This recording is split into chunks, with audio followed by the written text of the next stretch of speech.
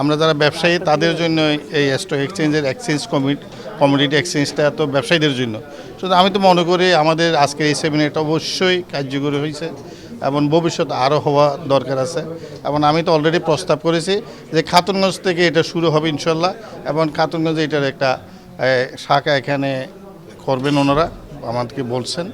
তো এখান থেকে ব্যবসাটা শুরু হলে ব্যবসা পরিধি বাড়বে। খাতুনগঞ্জ অলরেডি এই ধরনের ব্যবসার রিস্ক যে ব্যবসাটা এখন ওনারা আমাদেরকে উপস্থাপন করেছেন, এই ধরনের ব্যবসা চালু আছে, বাট এটা সরকারিভাবে এটা না, মানে অ্যাপ্রুভ না। এটা যদি মানে এখন ওনারা যেভাবে আনছেন এটা আমরা একমত আছি। তো এই খাতুনগঞ্জে এখানে চট্টগ্রাম স্টক চেঞ্জের পক্ষ থেকে আমাদের ম্যানেজমেন্ট আসছে, সেটা হচ্ছে অচিরেই বাংলাদেশের প্রথম কমোডিটি এক্সচেঞ্জ চালু হতে যাচ্ছে। তো সেটার ব্যাপারে একটা অ্যাওয়ারনেস প্রোগ্রাম, এটা অর্থাৎ জানানো কমোডিটি এক্সচেঞ্জের সুবিধা, কী সুবিধা হবে, কী জিনিস এখানে দিয়ে শুরু করা হবে, ফ্যাসিলিটিস কী হবে, ব্যবসায়ীদের কোনো প্রশ্ন থাকলে সেটা উত্তর দেওয়া, অর্থাৎ সবাইকে জানান দেওয়া যে একটা নতুন জিনিস বাংলাদেশে হতে যাচ্ছে। তো সেটার কী জিনিসগুলো মানুষের জানা দরকার, ব্যবসায়ীদের বিশেষ করে জানা দরকার। যেহেতু আমরা জানি খাতুনগঞ্জ হলো বাংলাদেশের ব্যবসা বাণিজ্যের এখনও পর্যন্ত মূল কেন্দ্র।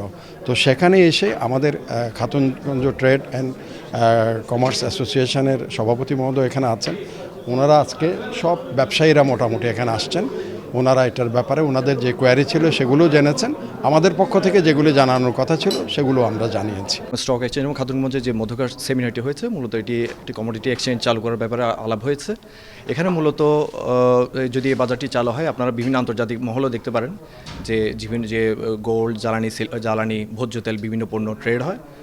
ঠিক একইভাবে মানে আমাদের দেশেও এ ধরনের একটি নিয়ন্ত্রণ, একটি সিস্টেমেটিক ওয়েতে, যেখানে একটি রেগুলেশনস থাকবে, রেগুলেশনসের মধ্যে বাজার পরিচালিত হবে, সেক্ষেত্রে গিয়ে সরকার এবং ব্যবসায়ী উভয়ই উপকৃত হবেন। সরকার এখানে কোনো পণ্যের মূল্য নজরদারি এবং পলিসি গ্রহণের ক্ষেত্রে এই বাজারটিকে বেঞ্চমার্ক হিসেবে ধরে নিতে পারে, এবং ব্যবসায়ীরা একটি স্বচ্ছ তথ্যভিত্তিক একটি বিশ্লেষণধর্মী বাজারে অংশগ্রহণে তারা সুযোগ পাবেন। এক্ষেত্রে আমি মনে করি উভয়ের জন্য এটি, যদি এটি যথাযথভাবে ফাংশন করে, উভয়ের জন্য এটি মানে লাভবান হবে, উভয়ই লাভবান হবে।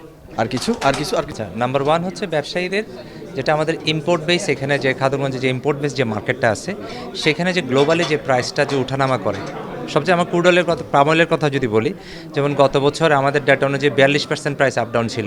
হ্যাঁ, তাহলে গ্লোবালি ব্যবসায়ীদের যে রিস্কটা, ওনারা এই বাংলাদেশে যদি লোকাল একটা ফিউচার্স প্ল্যাটফর্ম চালু হয়, ব্যবসায়ীরা কিন্তু রিস্কটা ম্যানেজ করার বিশাল একটা সুযোগ ক্রিয়েট হবে। ওনাদের এখানে কিন্তু ওনাদের ব্যবসা ওনাদের কাছেই থাকবে। ওনারা সে পাম অয়েলের কথা যদি বলি, উনি একটা পাম অয়েলের ইম্পোর্টার, পাম অয়েলটা ইম্পোর্ট করবে, উনি একটা ফরওয়ার্ড কন্ট্রাক্ট করলেন, 3 মাস পরে পাম অয়েলটা এখানে বাংলাদেশে আসবে। আমার লোকাল যদি একটা ফিউচার্স প্ল্যাটফর্ম থাকে, যেটা উপকার যেটা হবে সেটা হচ্ছে ওনার যে 3 মাস পরে যে প্রাইসের যে উঠানামাটা, ভলাটিলিটিটা, সেখানে লোকাল ফিউচার্স প্ল্যাটফর্ম দিয়ে উনি বাংলাদেশি কারেন্সিতে ওনার রিস্কটাকে হ্যাচ করতে পারবে। সো মোস্টলি যারা ফিজিক্যাল মার্কেটের সাথে যারা জড়িত, বড় ইম্পোর্টার বলেন বা আমাদের দেশে যারা প্রসেসর বলেন, তাদের জন্য সবচেয়ে বড় কমোডিটি এক্সচেঞ্জের যে সুবিধাটা, সেটা হচ্ছে ওনারা রিস্কটা ম্যানেজ করতে পারবেন। প্লাস হচ্ছে আমাদের যারা এক্সিস্টিং যারা ট্রেডার যারা আছে, যাদের কমোডিটি ব্যবসা না কিন্তু যারা শুধু ট্রেড করে, এখানে খাতুনগঞ্জের ট্রেড একটা বিশাল একটা ব্যাপার আছে, তাদের জন্য একটা পোর্টফোলিও ডাইভার্সিফিকেশন এবং একটা ইনভেস্টমেন্টের একটা বিশাল অপরচুনিটি ক্রিয়েট হবে। ওনারা কিন্তু এখানে স্পেকুলেশন করতে পারবেন, ট্রেডে অংশগ্রহণ করে ওনারা প্রাইসের যে ওঠানামা সেটা থেকে একটা লাভবান হতে পারবেন। তাহলে আমার কিন্তু দুইটা উপকার, একটা হচ্ছে যারা রিয়েলি কমোডিটির সাথে জড়িত, ওনারা রিস্কটা ম্যানেজ করার সুযোগ পাবেন, আর যারা স্পেকুলেট বা ট্রেড করে খাতুনগঞ্জে বা বাংলাদেশে, তাদের জন্য একটা পোর্টফোলিও ডাইভার্সিফিকেশন একটা বিশাল একটা সুযোগ ক্রিয়েট হবে, যেটা risk manage by 100% by the exchange.